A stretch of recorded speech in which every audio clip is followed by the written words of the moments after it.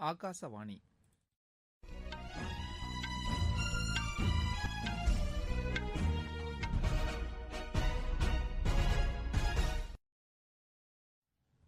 செய்திகள் வாசிப்பவர் கனகராஜ். தலைப்புச் செய்திகள். விவசாயிகளும் எதிர்க்கட்சிகளும் பல ஆண்டுகளாக முன்வைத்த கோரிக்கைகளின் அடிப்படையிலேயே புதிய வேளாண் சீர்திருத்தங்கள் கொண்டுவரப்பட்டதாக பிரதமர் திரு நரேந்திர மோடி கூறியுள்ளார். பசுமை கட்டிடங்களை கட்டுவதற்கு ஊக்கப்படுத்த வேண்டும் என்று நிதிக்குழு மற்றும் உள்ளாட்சி அமைப்புகளை குடியரசு துணைத் தலைவர் திரு வெங்கையா நாயுடு கேட்டுக் கொண்டுள்ளார்.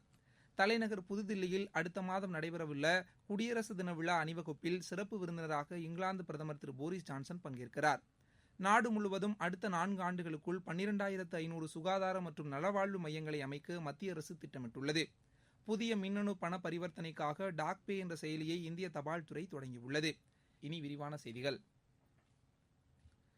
விவசாயிகள் நலனில் மத்திய அரசு அக்கறை செலுத்தி வருவதாகவும் அவர்களின் நலனுக்காக திட்டங்களை வகுப்பதில் உறுதியுடன் இருப்பதாகவும் பிரதமர் திரு நரேந்திர மோடி தெரிவித்தார்.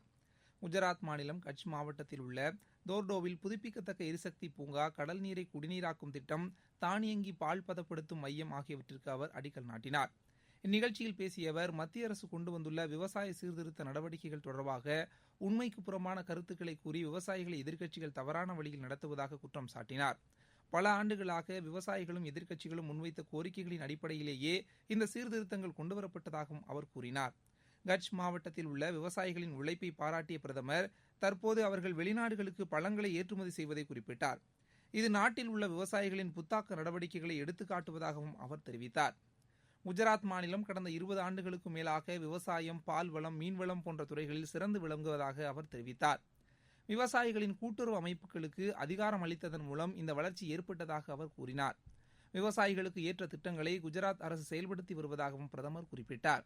நாட்டில் விரைவாக வளர்ச்சியடைந்து வரும் பகுதியாக கட்ச் திகழ்கிறது என்றும் அவர் தெரிவித்தார்.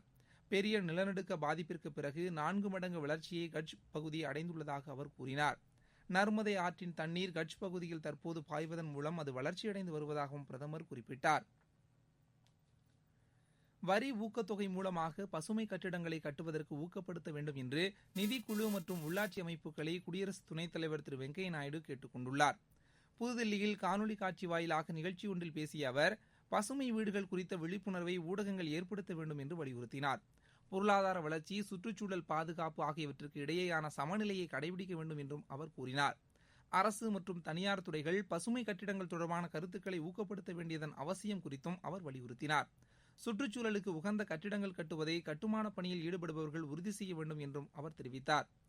நாட்டில் உள்ள மக்கள் தொகையில் குறைந்தபட்சம் 50% பேர் 2050ஆம் ஆண்டிற்குள் நகரங்கள் மற்றும் பெருநகரங்களில் வசிக்கக்கூடும் என்று தெரிவித்த திரு வெங்கையா நாயுடு, இது வீட்டு வசதித் துறையில் நெருக்கடியை ஏற்படுத்தும் என்றும் கூறினார். இதை களைவதற்கு பசுமை வீடுகளே சிறந்த தீர்வு என்றும் அவர் குறிப்பிட்டார். நாடாளுமன்றத்தில் அடுத்த ஆண்டு தாக்கல் செய்யப்பட உள்ள நிதிநிலை அறிக்கைக்கு முந்தைய ஆலோசனையில் மத்திய நிதியமைச்சர் திருமதி நிர்மலா சீதாராமன் ஈடுபட்டுள்ளார். இந்த 3ஆம் கட்ட ஆலோசனையில் நிதித்துறை செயலாளர் டாக்டர் ஏ.பி. பாண்டே, பொருளாதார விவகாரங்கள் துறை செயலாளர் திரு தருண் பஜாஜ், தலைமை பொருளாதார ஆலோசகர் திரு கே.வி. சுப்பிரமணியன் உள்ளிட்ட உயர் அதிகாரிகள் பங்கேற்றனர். நேற்று நடைபெற்ற முதலாவது ஆலோசனையில் தொழிலதிபர்கள் கலந்து கொண்டனர். நிதிநிலை அறிக்கை தாக்கலுக்கு முன்பாக தொழில் மற்றும் வர்த்தக சங்க பிரதிநிதிகள், நிபுணர்கள் உள்ளிட்டோருடன் கலந்து ஆலோசித்து அவர்களின் கருத்துக்களை மத்திய நிதித்துறை அமைச்சகம் கேட்டு வருவது குறிப்பிடத்தக்கது. வேளாண் சட்டத்திற்கு எதிராக போராடி வரும் விவசாயிகளை மத்திய அரசால் சமாதானப்படுத்த முடியும் என்று சாலை மற்றும் நெடுஞ்சாலை போக்குவரத்துத்துறை அமைச்சர் திரு நிதின் கட்கரி நம்பிக்கை தெரிவித்துள்ளார். இதுகுறித்து எமது செய்தியாளரிடம் பேசிய அவர், விவசாயிகளின் சிறந்த ஆலோசனைகளை ஏற்றுக்கொள்ள தயாராக இருப்பதாகவும் கூறினார். விவசாயிகளின் நலன் கருதியே புதிய வேளாண் சட்டங்கள் கொண்டுவரப்பட்டதாகவும் அமைச்சர் திரு நிதின் கட்கரி தெரிவித்தார்.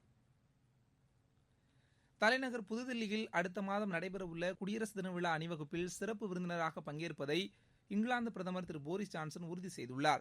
இந்தியா வருகை தந்துள்ள அந்நாட்டு வெளியுறவு செயலாளர் திரு டொமினிக் ராப் வெளியுறவு அமைச்சர் திரு ஜெய்சங்கரை சந்தித்த போது இதனை தெரிவித்தார்.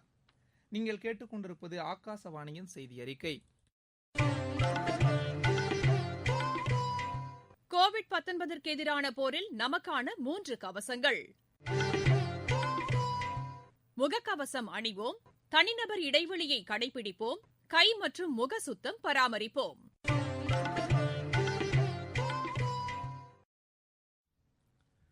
நாடு முழுவதும் அடுத்த 4 ஆண்டுகளுக்குள் 12,500 சுகாதார மற்றும் நலவாழ்வு மையங்களை அமைக்க மத்திய அரசு திட்டமிட்டுள்ளது. உத்தரகாண்ட் மாநிலம் அல்மோரா மாவட்டத்தில் 200 ஆயுஷ் சுகாதார மற்றும் நலவாழ்வு மையங்களை அமைக்க மத்திய ஆயுஷ் அமைச்சகம் ஒப்புதல் அளித்துள்ளது. புதுதில்லியில் உள்ள அரவிந்த்லால் வந்தனாலால் அறக்கட்டளை உத்தராகண்டில் உள்ள ஆயுஷ் அமைச்சகத்திற்கு இது தொடர்பாக உதவ உள்ளதாக கூறப்பட்டுள்ளது. புதிய மின்னணு பண பரிவர்த்தனைக்காக டாக்பே என்ற செயலியை இந்திய தபால் துறை தொடங்கியுள்ளது. பண பரிவர்த்தனையுடன் வங்கி சேவையையும் அளிக்கும் வகையில் இது வடிவமைக்கப்பட்டுள்ளது. இச்செயலியை தொடங்கி வைத்து பேசிய மத்திய தகவல் தொழில்நுட்பத்துறை அமைச்சர் திரு ரவிசங்கர் பிரசாத், கோவிட்-19 பாதிப்பு காலத்தில் வீடுகளுக்கே சென்று பண பரிவர்த்தனை மேற்கொண்டதற்காக இந்திய தபால் துறையை பாராட்டினார். புதிய டாக்பே செயலியின் பயனை அனைவரும் பெற முடியும் என்று அவர் கூறினார்.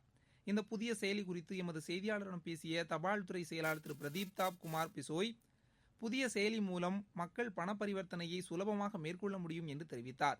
ஸ்மார்ட் போன் இல்லாதவர்கள் தபால்காரரின் உதவியோடு இந்த வசதியை பயன்படுத்திக் கொள்ள முடியும் என்றும் அவர் குறிப்பிட்டார்.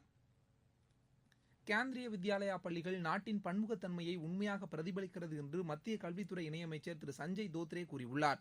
கேந்திரிய வித்யாலயா பள்ளி நிகழ்ச்சியில் காணொலி காட்சி வாயிலாக உரையாற்றிய அவர், ஊரக நகர்ப்புற பகுதிகளில் இருந்து பல்வேறு நிதிச் சூழல்களை சேர்ந்த மாணவர்கள் இப்பள்ளிகளில் பயில்வதாக தெரிவித்தார். விளையாட்டு, அறிவியல், நிர்வாகம் உள்ளிட்ட துறைகளில் சிறந்த தலைமை பண்பு மிக்கவர்களாக இப்பள்ளி மாணவர்கள் திகழ்கிறார்கள் என்று அவர் கூறினார். புதிய தேசிய கல்விக் கொள்கையை அமல்படுத்துவதில் கேந்திரிய வித்யாலயா பள்ளிகள் முக்கிய பங்காற்றும் என்றும் அமைச்சர் திரு தோத்ரே தெரிவித்தார். விவசாயிகளின் போராட்டத்திற்கு ஆதரவாக 25,000 ராணுவ வீரர்கள் சௌரிய சக்ரா விருதை திரும்ப அளித்துள்ளதாக வெளியான தகவலை மத்திய அரசு மறுத்துள்ளது. இதுகுறித்து பத்திரிகை தகவல் அலுவலகம் வெளியிட்டுள்ள டுவிட்டர் பதிவில், தெலுங்கு செய்தித்தாள் ஒன்றில் வெளியான தகவல் தவறானது என்று குறிப்பிடப்பட்டுள்ளது. மேலும் 1956ஆம் ஆண்டு முதல் வழங்கப்பட்டு வரும் சௌரிய சக்ரா விருதை கடந்த ஆண்டு வரை 2048 பேருக்கு மட்டுமே அளிக்கப்பட்டுள்ளதாகவும் தெரிவித்துள்ளது. ஜம்மு காஷ்மீரில் 7ஆம் கட்ட மாவட்ட வளர்ச்சி கவுன்சில் தேர்தலுக்கான வாக்குப்பதிவு நாளை நடைபெறவுள்ளது. ஜம்முவில் 18 தொகுதிகளிலும் காஷ்மீரில் 13 தொகுதிகளிலும் தேர்தல் நடைபெறவுள்ளது. மொத்தம் 298 வேட்பாளர்கள் களத்தில் உள்ளனர். இதற்கிடையே கேரள உள்ளாட்சி தேர்தலில் பதிவான வாக்குகள் நாளை எண்ணப்படுகின்றன. தமிழகத்தில் இன்று மேலும் 1132 பேருக்கு கோவிட்-19 தொற்று பாதிப்பு உறுதி செய்யப்பட்டுள்ளது. சென்னையில் மட்டும் 359 பேர் பாதிக்கப்பட்டுள்ளனர். மேலும் 10 பேர் உயிரிழந்துள்ளனர். இதற்கிடையே 1210 பேர் இன்று குணமடைந்து வீடு திரும்பியுள்ளனர். தற்போது மாநிலம் முழுவதும் 9951 பேர் சிகிச்சை பெற்று வருவதாக மக்கள் நல்வாழ்வுத்துறை தெரிவித்துள்ளது. தென்மேற்கு வங்கக்கடலில் இலங்கைக்கு கிழக்கே நிலவும் வளிமண்டல சுழற்சி காரணமாக அடுத்த 24 மணி நேரத்தில் தமிழகத்தில் தஞ்சாவூர், நாகப்பட்டினம் உள்ளிட்ட மாவட்டங்களில் கனமழையும், கடலோர மாவட்டங்களில் மிதமான மழையும் பெய்யக்கூடும் என்று சென்னை வானிலை ஆய்வு மைய இயக்குநர் திரு புவியரசன் தெரிவித்துள்ளார். தென்மேற்கு வங்கக்கடலில் இலங்கைக்கு கிழக்கே நிலவும் வளிமண்டல மேலடுக்கு சுழற்சி காரணமாக அடுத்த 24 மணி நேரத்தில் தமிழக கடலோர மாவட்டங்களில் ஓரிரு இடங்களில் லேசானது முதல் மிதமான மழையும், அதனைத் தொடர்ந்து 2 நாட்களுக்கு தஞ்சாவூர், திருவாரூர், மயிலாடுதுறை, நாகப்பட்டினம், புதுக்கோட்டை மற்றும் காரைக்கால் பகுதிகளில் ஒரு சில இடங்களில் இடியுடன் கூடிய கனமழையும், ஏனைய கடலோர மாவட்டங்களில் மிதமான மழையும், உள் மாவட்டங்களில் லேசானது முதல் மிதமான மழை பெய்யக்கூடும். சென்னை மற்றும் புறநகர் பகுதிகளை பொறுத்தவரை இன்று நகரின் ஒரு சில பகுதிகளில் லேசான மழையும், நாளை லேசானது முதல் மிதமான மழையும், அதிகபட்ச வெப்பநிலை 30 டிகிரி செல்சியஸ், குறைந்தபட்சம் 23 டிகிரி செல்சியஸ் ஒட்டி இருக்கும். ஆப்கானிஸ்தான் தலைநகர் காபூலில் நிகழ்ந்த குண்டுவெடிப்பில் அந்நகர துணை ஆளுநர் மெஹபுல்லா மொகேபி உயிரிழந்தார். அவர் பயணம் செய்து கொண்டிருந்த காரில் பொருத்தப்பட்டிருந்த குண்டு வெடித்ததில் இந்த விபத்து நிகழ்ந்ததாக அந்நாட்டு பாதுகாப்புத்துறை அதிகாரிகள் தெரிவித்தனர்.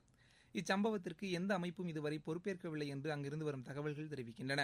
மேலும் காபூல் துணை ஆளுநரின் செயலாளரும் இந்த சம்பவத்தில் உயிரிழந்ததாகவும், பாதுகாப்பு படையினர் 2 பேர் காயமடைந்ததாகவும் ஆப்கான் செய்தி தொலைக்காட்சி ஒன்று தெரிவித்துள்ளது. ஐஎஸ்எல் கால்பந்து போட்டியில் இன்று நடைபெறும் ஆட்டத்தில் ஹைதராபாத் அணி ஈஸ்ட் பெங்கால் அணியை எதிர்கொள்கிறது. கோவாவில் நடைபெறவுள்ள இப்போட்டி இன்னும் சற்று நேரத்தில் தொடங்குகிறது. மீண்டும் தலைப்புச் செய்திகள்.